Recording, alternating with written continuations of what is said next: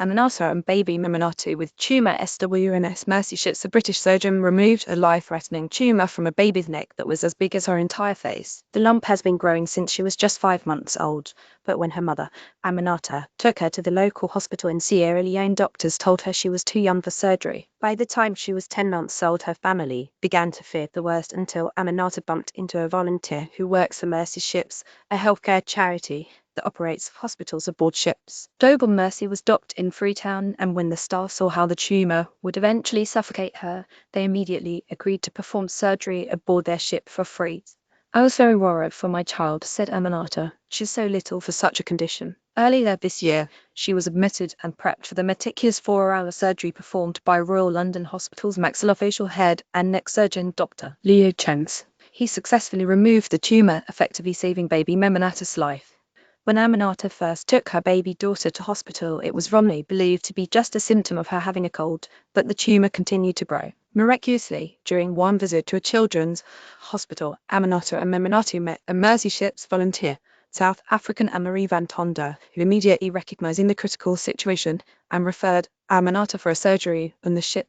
Baby Memunatu with nurses aboard Global Mercy Ship SWNS Dr. Chen confirmed that without the surgery, her condition would have continued to worsen, affecting her ability to swallow, eat, speak, or even cry. The tumor was compressing Memunatu's airway, and the medical team worked with skillful precision during the anesthesia process to manage her airways during the challenging intubation. Once under anesthesia, the slow, meticulous surgery took nearly 4 hours. With every single millimeter, I was estimating, calculating, and trying to prevent any bleeding, Chen said. It went very slowly, but very positively, thank God. Following the successful surgery, Memunatu and her mother remained on the ship until the swelling subsided and she recovered. Back at home, weeks after her surgery, her neck had healed.